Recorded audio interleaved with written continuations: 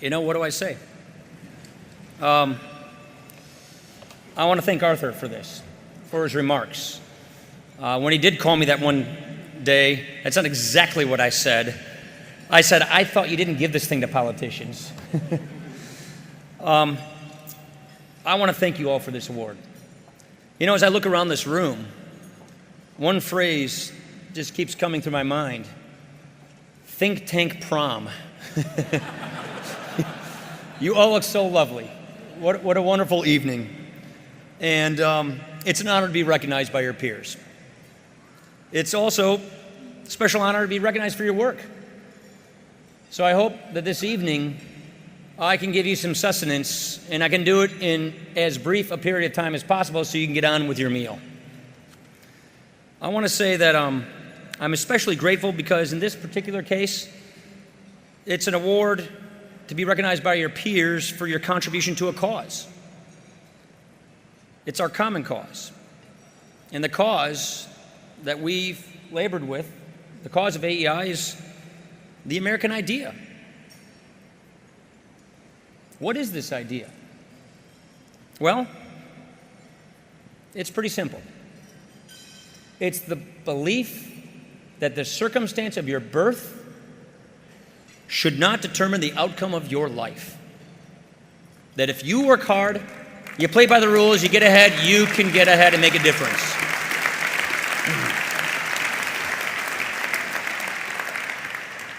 As I will explain, this belief is at risk. It's in need of support. And AEI has given it support. For years, you've taught the country about the American idea, what it means, where it came from, who first spoke of it, and why. And one man who gave his all to this effort was the man who we're really honoring tonight, Irving Kristol. Irving Kristol was a Renaissance man. He could discuss Rousseau and size up Reagan all while the rest of us tried to catch up with him. He was a perfect blend of book smarts, know-how. In short, he was one of a kind. But you've carried on his work quite well here at AEI. You've continued to defend the American idea. I, too, have come to a number of these dinners. 4 years ago, Charles Murray stood here and argued that we should keep our way of life because it's the best way of life. It's the most challenging and the most fulfilling. I was so moved by that lecture that I printed off hard copies and sent it to every one of my staffs. Sent it to anybody I could find. Last year, Leon Cass took up the baton. He argued that we should love our country not just because it's our own, but because it's good. It respects every person's dignity. Both men reminded us why we should defend the American idea. But we might lose it. Today, the left runs Washington. They seek to replace the American idea with the progressive state. They want to replace equal opportunity with equal outcomes. First, let me say they're well-intentioned. They're trying to do good as they see it. Hard as it might be to admit, they're speaking to a need for security in a world of growing complexity. So before conservatives can win, we have to understand what it is we're doing wrong. The fact is, we also have to speak to this need. We have to explain how too much government will weaken security and how our agenda will increase security. We have to reclaim the center of our politics. And we can do this. It is not too late. My predecessors on this stage discussed why we should save the American idea. Tonight, I want to discuss how we can save the American idea. It's a big project. It goes way beyond politics. But I will stick to the political side with a due sense of humility in a crowd like this. Here's the Cliff Notes version. Both the left and the right too often split the world into halves, the individual and the government. They forget the key part of life, that part that gives real security. They forget society, that space in between. We can save the American idea by saving that space for society. All in all, I hope that I show you the value of a politician's perspective and that after I'm done, you don't take the award back. First, let's review where things stand. The left thinks we're in a new era, and for good reason. The healthcare law is not just another entitlement. It puts 1/6 of our economy in the hands of federal bureaucrats. It allows government to stage manage our lives in the most personal of domains, our health. And now that the Supreme Court has upheld the law, we cannot be sure that it will enforce the Constitution's limits. We can't be sure that government will stay within its boundaries. So how do we get here? The healthcare law is part of a larger movement called progressivism. It began in the late 19th century. At first, it was a bipartisan affair.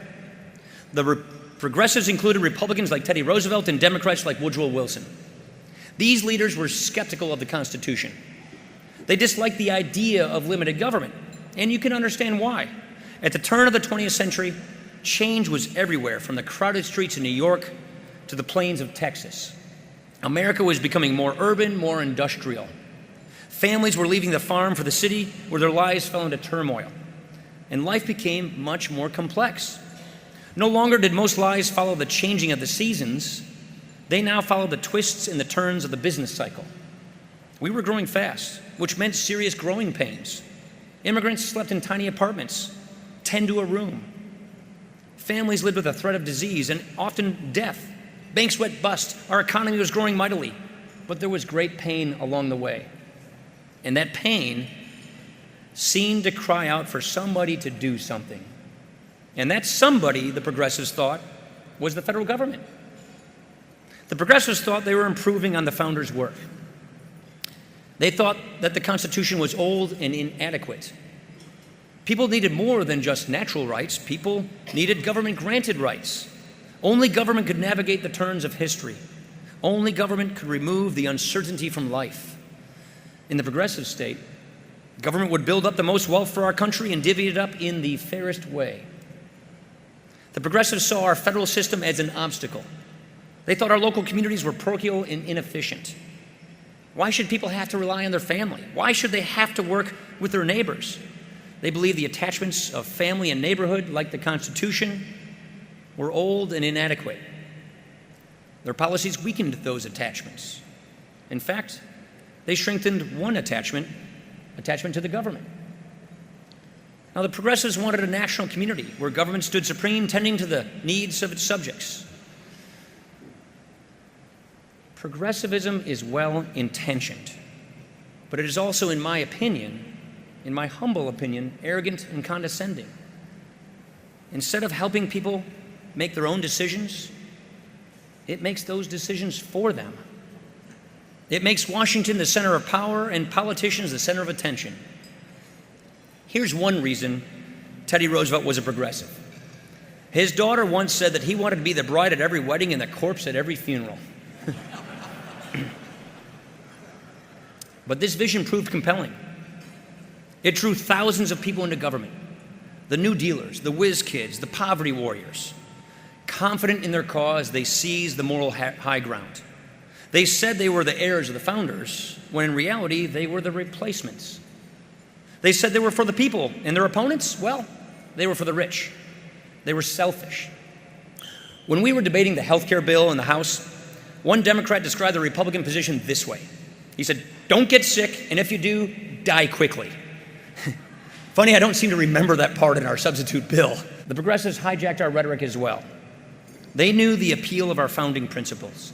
They masked their novel ideas in the founders' language and still do.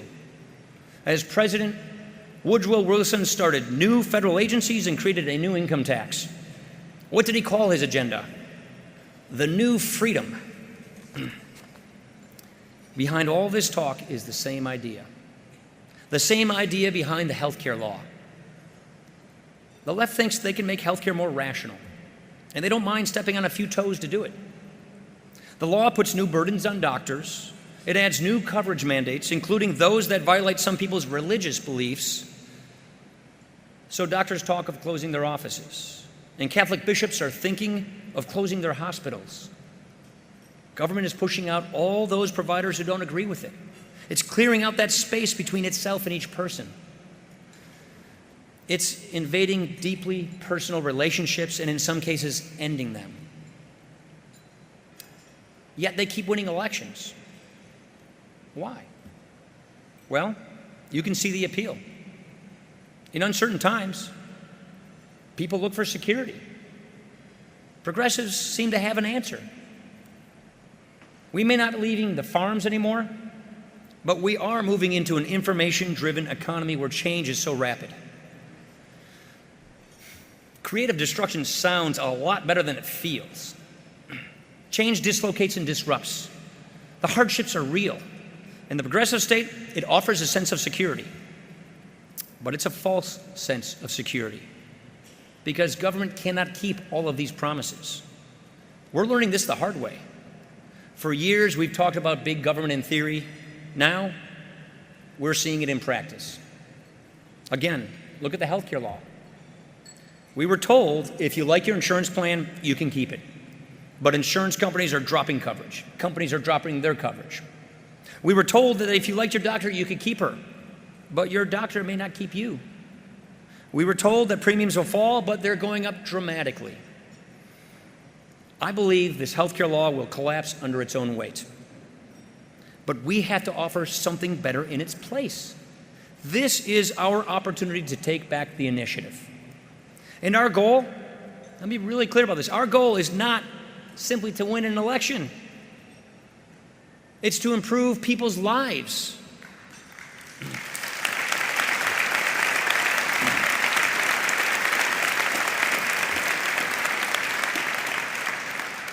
Politics is a means to an end. It's not an end in and of itself. And the end is for all people to be able to pursue happiness. So our job is not to make even more empty promises. It's to revive the American idea. We have to show that the American idea is superior to the progressive state, both in our time and for all time. We have to show that the American idea offers true security, because unlike the progressive state, it offers true community. Its promise is real. Here's what the left got right. The American idea needs a strong government to secure it. But a government is effective only when it is limited. And a massive government can stifle the American idea. Government can't replace our local communities, and it shouldn't even try. Instead, it should reinforce our communities. Government should expand the space where a free society can thrive. We should expand that space because it's part of the American idea.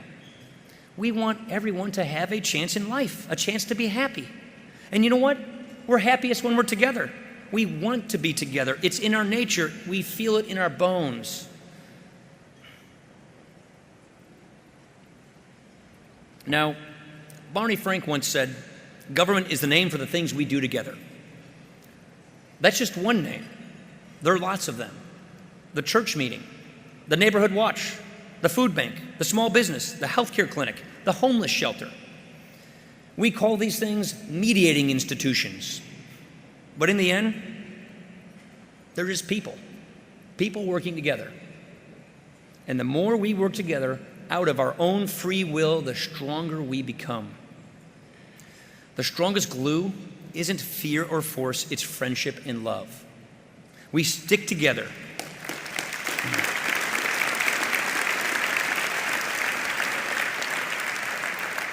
We stick together because we share the same beliefs. That's the source of our strength. And when government tries to do too much, when it replaces cooperation with coercion, it weakens our country. It pulls us apart. It deprives people of their purpose. So conservatives, most of all, believe in cooperation because most of all, we believe in freedom. That's something I learned from AEI, from people like Peter Berger, Richard Newhouse, Michael Novak, Bill Shambra. You've preserved and expanded on Robert Nisbet's central insight. People hunger for freedom, for self-fulfillment. And they hunger for a community where they can realize their potential. That's the key to the American idea, and I learned it from you.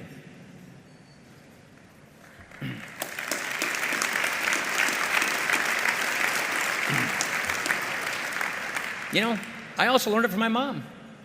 Betty. Thanks for the shout out to Betty. My dad died when I was 16. It was tough on our family, but my mom went out and she got involved. She took flight. She got ready. She pulled herself up. She got involved in everything. The school board, the local parish, the garden club, the bridge club. Heck, she didn't even know how to play bridge. She still doesn't. And she made lifelong friends. In a group of widows, actually. When a friend in Janesville would lose a husband, Betty would be the first there to comfort. And over time, they formed a group and it began to grow. Out of their losses, they created something new. They formed a community of support. She's just one of many people like her. My hometown, Janesville, Wisconsin, is full of people like this, like a guy named Burdette Erickson.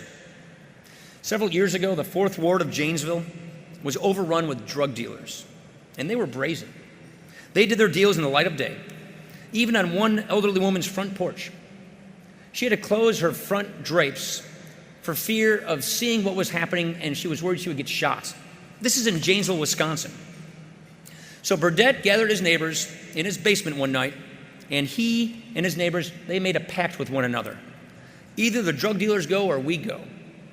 They formed a neighborhood watch. Their families told the police about the gang deals and their hideouts. And soon, they took their neighborhood back. Now the inmates in our local prison in Janesville, they tell the people coming through, don't do drugs here, don't deal, you'll get busted. And so young families are moving in and the drug dealers are moving out.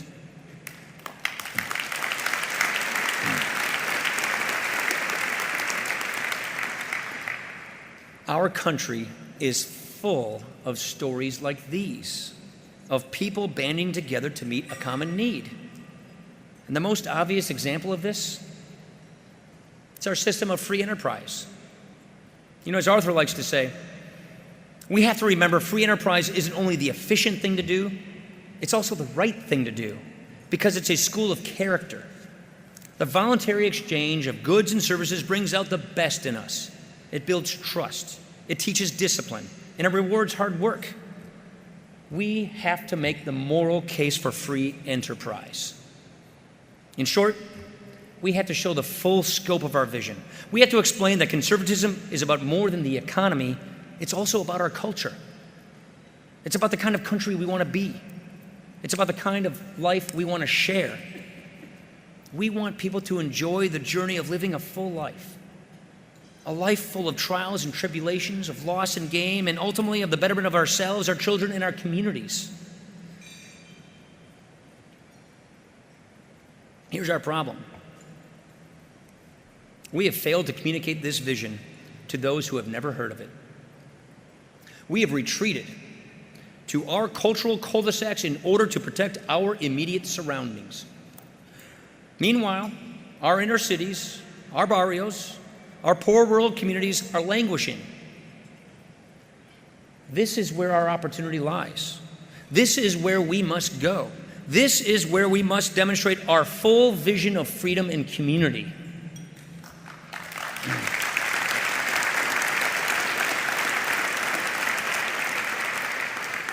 This vision is our response to progressivism. It's not as easy to sell, but it's more complete, and it's much more real. We have to show how it works, and how, in so many cases, today's version of the American idea is right under our noses. You know what? We can start just 6 miles down the road from here. A few weeks ago, I took a trip to Anacostia with my good friend Bob Woodson. I am a really big fan of Bob Woodson's, and a big believer in his Center for Neighborhood Enterprises. You see, Bob just doesn't talk about these communities, he talks with these communities. In fact, it is in these very neighborhoods that we see our vision in action.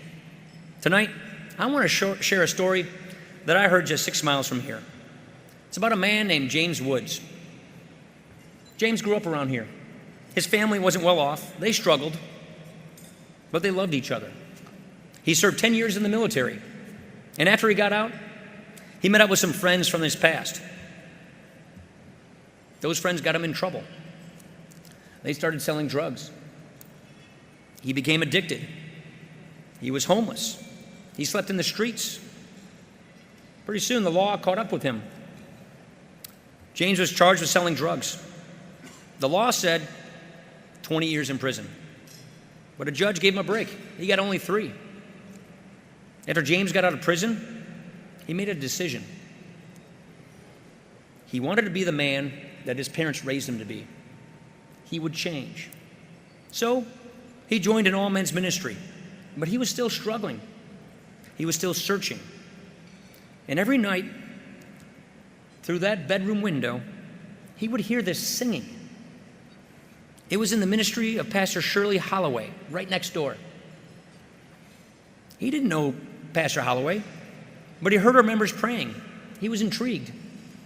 So one day, he went across the street and he joined the House of Help, the City of Hope. It was a life-changing moment. James became good friends with Pastor Holloway, and she did him a big favor. She paid his legal fees to keep him out of jail. James got a job. He offered to pay her back. But instead of cashing his checks, Pastor Holloway was saving them so that he would ultimately have a nest egg. He was stunned. It wasn't that she saved his money without his knowing, and it wasn't that she gave him a job. It was that she showed him love. James would say that he didn't expect Pastor Holloway's love because she didn't know him. But in a way, she did know James. She knew who he could be. Soon, he turned his life around. At the ministry, he met his future wife, Angela. She followed a path similar to James, and today, they've been married for 13 years. As James would say, Angela loves God now. And because she's his wife, she's always praying. He's been clean for 13 years. He now counsels about 60 men at the ministry. He helps the unemployed. He helps the homeless. He helps the addicted. Angela, meanwhile, has a steady job as a security guard. If you asked Pastor Holloway for her secret, she would say her ministry uses 2 ingredients: faith and love. Her motto is, we don't see the problem, we see the person. Since the ministry started in 1995, they've served over 40,000 people 6 miles from here struggling with drug abuse. 85% of their members have stayed clean. 85%. The secret, of course, it's the people. In people, we find real security and real love. A welfare check would not have helped James. It might have met his material needs, but only for a time. He had spiritual needs too. Only people and God can address those needs.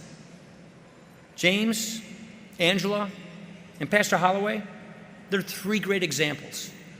And I'm honored to have them here as my guests tonight. Please join me in recognizing them and thanking them for their inspiration and their witness.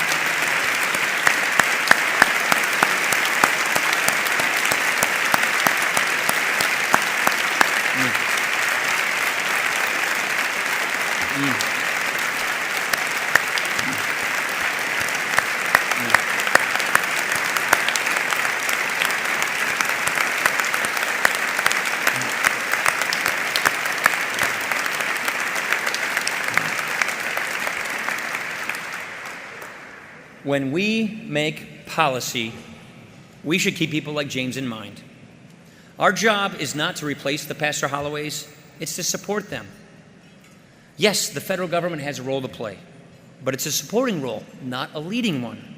Its job is to give people the resources and the space to thrive. And in this role, we should follow 2 principles: solidarity and subsidiarity. Solidarity is the belief that we are all in this together, that we share a common purpose, the pursuit of happiness. And public servants should share one goal, the common good. Subsidiarity, it's like federalism. It's the belief that each part of society adds to the whole, and that each part must be free to do its work on its own terms. So government shouldn't assume other people's tasks. It shouldn't make decisions better left with the family or the neighborhood. The people closest to the problem, they're more likely to solve it because they know the community best.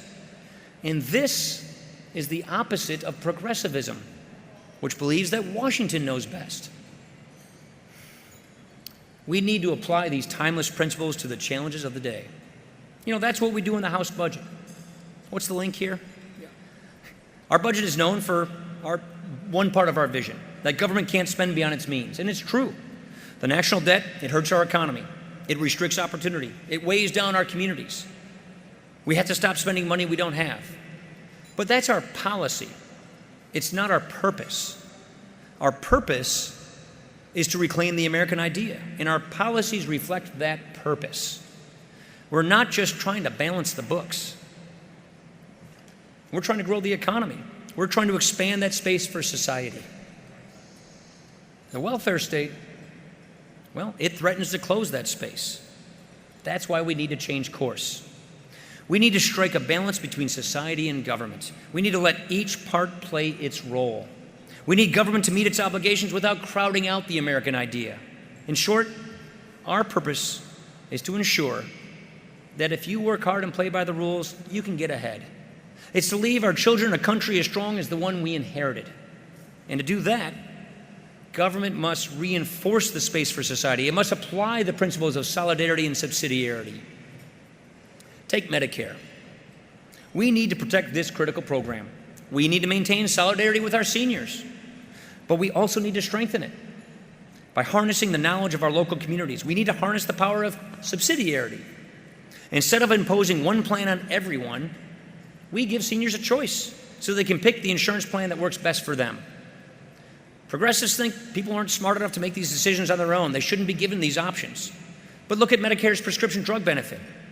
It works like the reform we'd apply to all of Medicare. It comes in consistently under budget, and satisfaction with that program is sky high. We apply the same principles to Medicaid. We maintain funding to show solidarity with the poor, and we harness the power of subsidiarity by enlisting the aid of the states.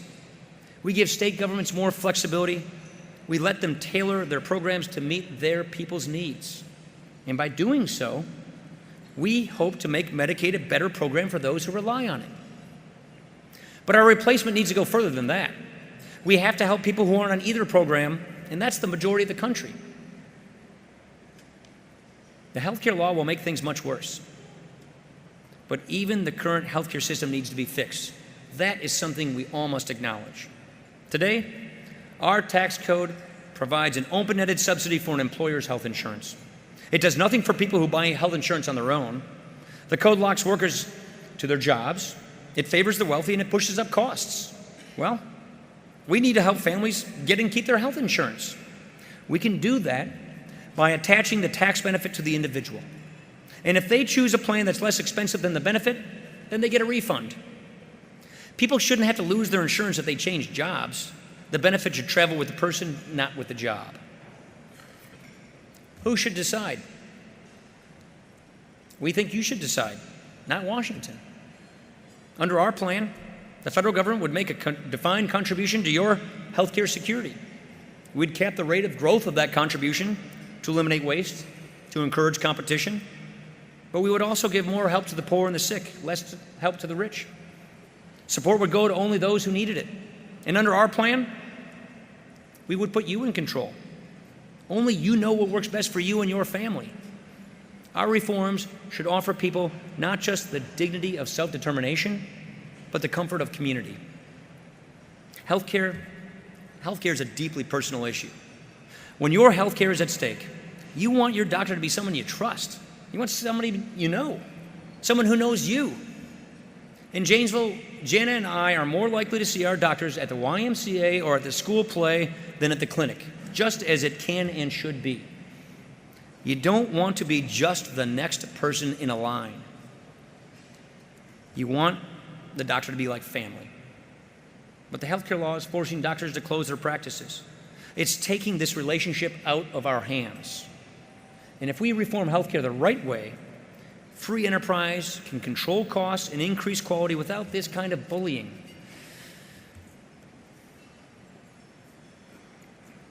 Markets aren't bleak tundras where the strong dominate the weak, as progressives all too often imagine. They're pipelines of knowledge. They bring crucial decisions to the family where they belong. And it's not just healthcare.